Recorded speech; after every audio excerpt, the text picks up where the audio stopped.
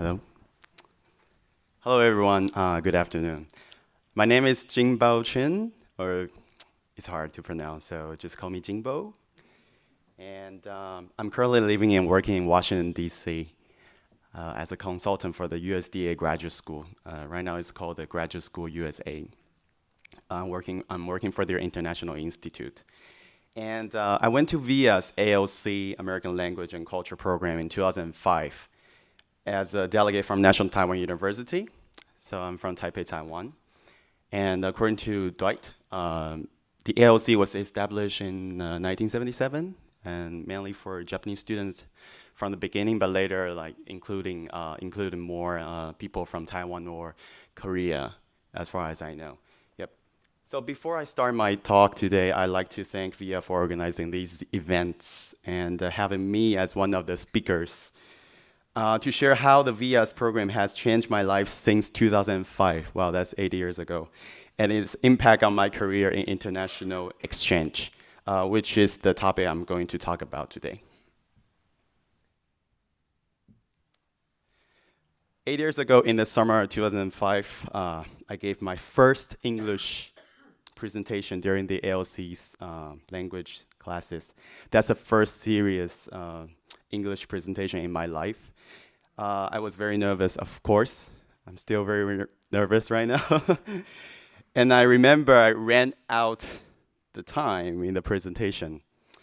So I didn't get A in my class for the LC class. But 8 years later, I come back to this campus, and I would like to I would say this is a test to evaluate my presentation skills since 2005, whether I have improved a lot. I think I have improved a lot, right? Yeah. And I will make sure that I finish my presentation in 10 minutes, hopefully. Okay, besides the first English presentation, ALC is also my first international exchange program of its kind in my life.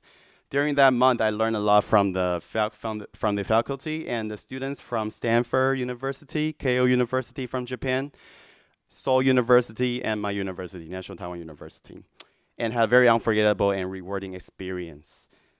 Because I was fascinated by this kind of international setting, I decided to actively engage in international exchange programs, as many as possible in the following years after ALC. So now I'd like to break it down to share what the LC impacts are to my life in five parts. First of all, volunteer experience. VIA, volunteer in Asia. Volunteer as a, well, I'm Asian, so I'm from Asia. Volunteer from Asia, maybe. Uh, I did volunteer in the United States, in this Bay Area. And during the LC program, we had a lot of volunteer opportunities in the San Francisco, Bay Area. And one day we were helping out fruit picking for the local community. We have done incredible volunteer jobs. That's why I wore that shirt, Mr. Incredible. Yep. Inspired by our voluntary experience in the United States. Now it's time to pivot Asia. I continue to be a volunteer in Asia. In 2007, I went to Qinghai province in western China to help teaching, basically to share how we learn English, because as like ethnic Chinese, so we know how difficult it is to study English and to speak out. And in the same year, I volunteered for the World Vision music camp in Taiwan and designing a series of activities for the Aboriginal children in Taiwan who wanted to learn the music but didn't have much access to. And second of all is the in-class experience. As you can tell, we were having a lot of fun with the two instructors. Maybe I don't think they are here today, but Drew and Adams. And while we were smiling and posturing, we also started to build our language and research skills. So in 2005, I presented my first English paper. The topic was women in the U.S. politics. Very interesting. Over the past 8 years, I have continued to improve my English language skills. So and now I can stand here, or I can say that I can make a public speech with confidence. For example, I was one of the presenters for the 2012 Taiwan presidential election in one of the lunch seminars at Johns Hopkins SAIS. Okay. And thirdly, I was well taken care of. I'm sorry. Yeah. Thirdly, yeah, I was well taken care of by the staff like Tina and Kim in the LC program.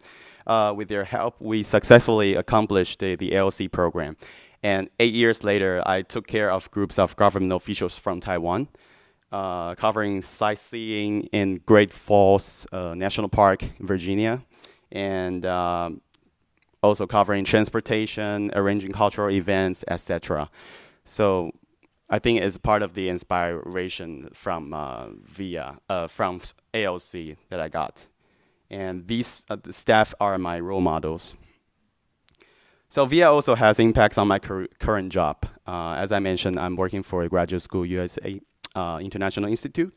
So promoting international exchange by arranging meetings with congressional committees in the Capitol Hill, or U.S. government agency like Department of Labor, FDIC, or inviting speakers from think tanks like CSIS. I was an intern before, by the way, at CSIS, and I think my current job with the Graduate School USA shares the same goal with the VIA or ALC, which is to promote mutual understandings and to build long-term relationships or friendships among people from different countries. Lastly, ALC has helped me to conquer the stage, right? Yeah. So, okay, yeah. The picture on the left was performed by the staff from Stanford, and I forgot what they were performing actually. The Japanese anime, yeah. But I remember the confidence they had on the stage. That's the only thing I remember. And 7 years later, I was on this talent show at Johns Hopkins SAIS. The song is a very popular YouTube song called Friday.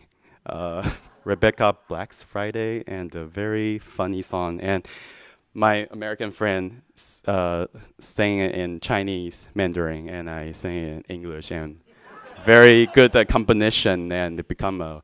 I think in SAIS, Johns Hopkins SAIS history is one of the best performances seen. If you want to see the video, please let me know. Okay, I'll see. One thing I found a group of ALC is very powerful is that the gain is around the globe. As the world keeps spinning around, sometimes our lives cross like we would like them to. The first person I'd like to talk about is Mr. Koji Furukawa from Keio University. I mentioned about him not only because he kindly offered to help me carry my heavy luggage to the dorm when the NTU, Taiwan University students arrive in the campus, but also because we went to Burma study program with Dwight in the following year, in 2006. And we had a lot of discussion about the political and economic development of the country in the underground. So it's a very good experience. And the second person is Hiroko Yamazaki. She's also a delegate from Keio University.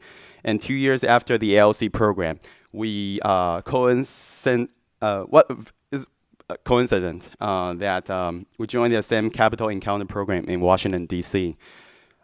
We literally started screaming to each other for more than 1 minute. I remember when we saw each other in Washington, D.C., we didn't know that we were going to that program.